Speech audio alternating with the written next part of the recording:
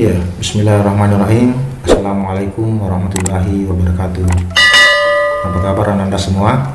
Semoga masih tetap semangat untuk mengikuti pelajaran pendidikan Pancasila dan kewarganegaraan di situasi pandemi COVID-19 seperti saat ini. Ya, untuk Anda yang ada di kelas 11, kita akan melanjutkan materi kita tentang sistem dan dinamika demokrasi Pancasila. Ya, kali ini kita akan terfokus pada submateri dinamika penerapan demokrasi Pancasila.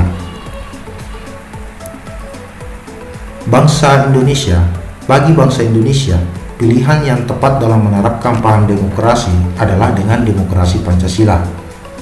Paham demokrasi Pancasila sangat sesuai dengan kepribadian bangsa yang digali dari tata nilai sosial budaya sendiri. Nah, bagaimana dengan prinsip demokrasi Pancasila? Ahmad Sanusi mengutarakan 10 pilar demokrasi konstitusional Indonesia menurut Pancasila dan Undang-Undang Dasar Negara Republik Indonesia tahun 1945 sebagai berikut.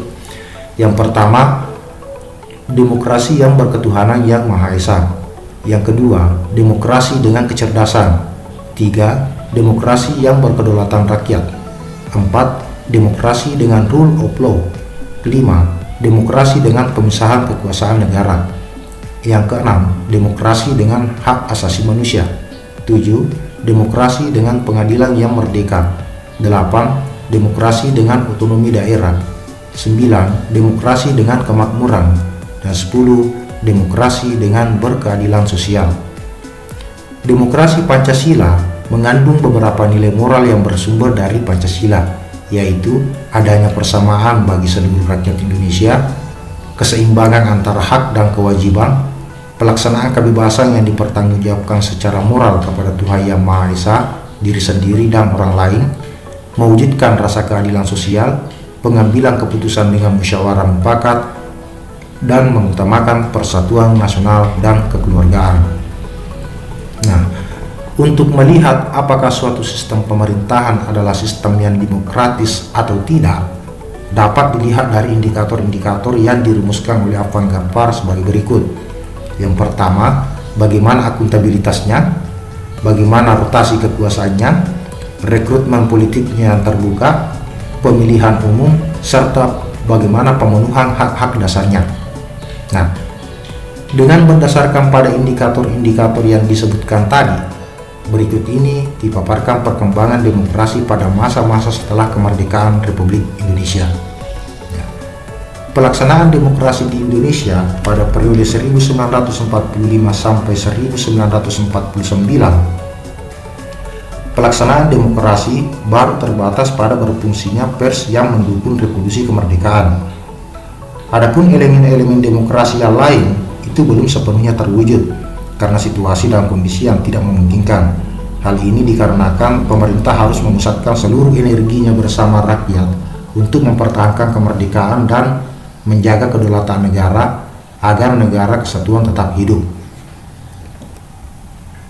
Pelaksanaan demokrasi di Indonesia pada periode 1949 sampai 1959. Pada periode ini terjadi 2 kali pergantian Undang-Undang Dasar. Yang pertama, pergantian Undang-Undang Dasar 1945 dengan Konstitusi RIS. Dalam rentang waktu ini, bentuk negara kita berubah dari kesatuan menjadi serikat. Sistem pemerintahan juga berubah dari presidensial menjadi koalisi parlementer.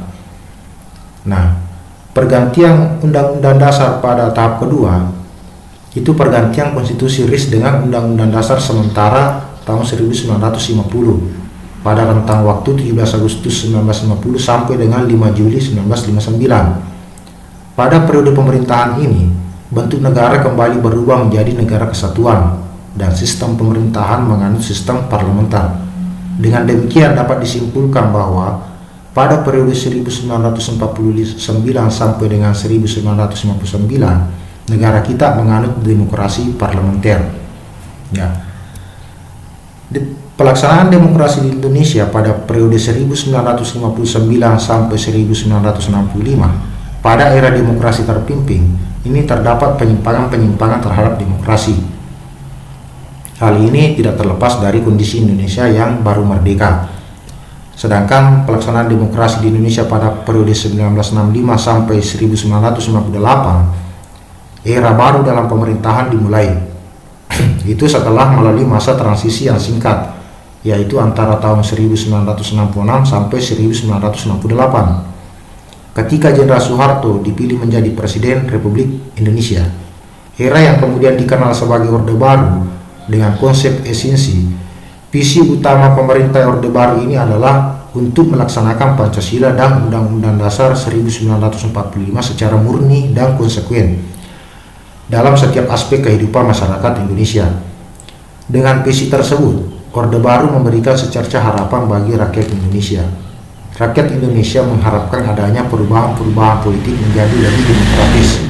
Harapan tersebut tentu saja ada dasarnya. Orde Baru dipandang mampu mengeluarkan bangsa ini keluar dari keterpurukan. Nah, sedangkan pelaksanaan demokrasi di Indonesia pada periode 1998 sampai sekarang dalam masa pemerintahan Presiden B.J. Habibie, disinilah muncul beberapa indikator pelaksanaan demokrasi di Indonesia. Pertama, diberikannya ruang kebebasan pers sebagai ruang publik untuk berpartisipasi dalam berbangsa dan bernegara. Yang kedua, diberlakukannya sistem multipartai dalam pemilu tahun 1969. Presiden B.J. Habibie dalam hal ini sebagai pemimpin Republik Indonesia membuka kesempatan kepada rakyat untuk berserikat dan berkumpul sesuai dengan ideologi dan aspirasi politiknya. Ya. Baik anak-anak sekalian, demikianlah video kali ini. Semoga apa yang kita dapatkan hari ini menjadi berkah untuk kita dan orang lain. Tetap semangat belajar dan jaga kesehatan. Wassalamualaikum warahmatullahi wabarakatuh.